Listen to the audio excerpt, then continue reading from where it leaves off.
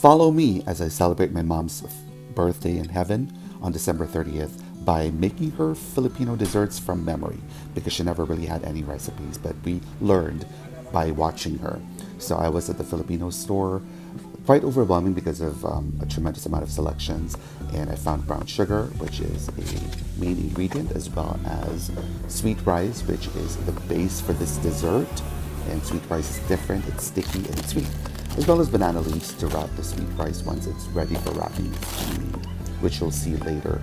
Banana leaves are pretty much common in the Philippines to use as a wrap for a lot of the dishes, as well as coconut milk, which is the base solution for these two desserts that I'm making.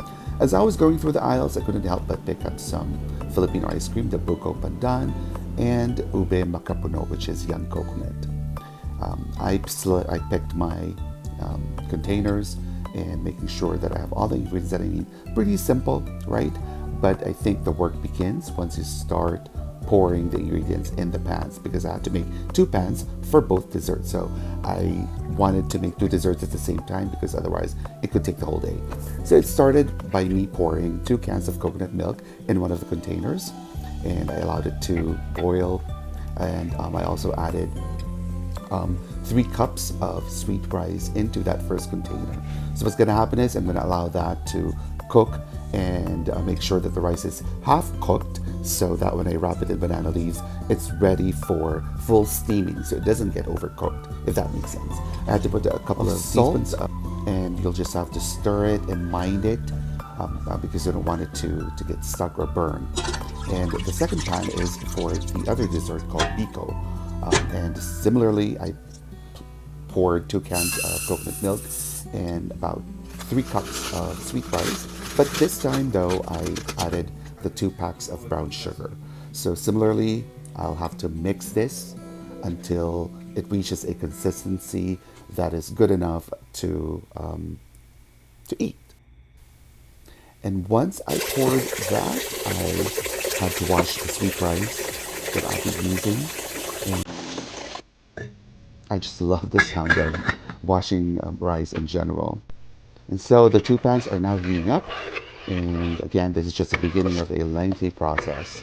And as you can see here, the coconut milk mixed with brown sugar turned the consistency into something thicker than normal. And making sure also that the heat is just enough so you don't burn the ingredients. And so this is really pretty traditional in Filipino desserts. Sweet rice is a common staple. And as you can see here, it takes a lot of patience because you don't want to overcook, you don't want to burn. But needless to say, my arms were hurting at the end of this whole process. Again, I'm doing this by memory because there was no recipe handed over to us when my mom was still alive. So um, we learned by just watching her cook this.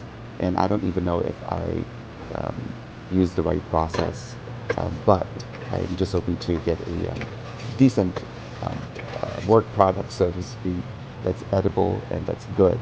And as you can see here, it's becoming more obvious that the rice is getting to its halfway cooked stage, which gives me an indication that it's ready for wrapping in banana leaves. So this is so satisfying to look at when coconut milk and brown sugar boil. And I am getting ready to wrap the first dessert, which is called suman and banana leaves. But in order for the banana leaves to be used, you need to thaw it first, otherwise it will crack. So um, the biko, though, I had to cook the rice separately in a separate container. Again, halfway cooked, regular steam. And this is actually a different pan with just coconut milk that will be reduced to coconut crisps later. So you'll see that. So I had to heat up the banana leaves because otherwise it'll crack and will be unusable. This allows the banana leaves to be pliable and flexible enough to be rolled and used as a wrapping for the suman, which will be the first dessert that I'll be making. So again, satisfying, and I love the smell of burned banana leaves. And I just had to cut a portion of it because, and pull them into strips because these strips will be used to tie both ends of the wrapped steamed rice once they're ready for tying. So it's like Tootsie Roll kind of effect, but in a bigger scale, if you know what I mean. And here's the coconut milk that's now slowly being reduced to coconut crisps or little curds, if you will. I don't know how to explain that, but that is how it's done. Once everything is cooked, you pretty much spread the crisps on the rice, and it just adds such an amazing scent and taste. It's hard to explain, but you'll have to taste it somehow to believe me. So I started to cut the banana leaves in portions. I wanted to make three sizes: small, medium, and large, because not a lot of people would like to eat, or they can't even finish a big portion of the suman. And here's the coconut milk production again, slowly getting to more brown in coloration. And pretty much, this is simple wrapping. Um, it reminds me of tamales, basically, but different, right? So the ends will be tied using the banana leaf strips that I did earlier. So that's how it looks. And I wish that I was able to capture the entire um, view, but I think you get the picture, right? So, again, I cannot wait to see how this tastes because I don't know if I followed the process step by step, but I think I'll be able to achieve something good and something enjoyable. So, this is the finished product, and this is the finished product for the coconut milk production. And once it's steamed, that's how it looks. And this is the Biko, the brown sugar and rice. And I cannot wait to serve it.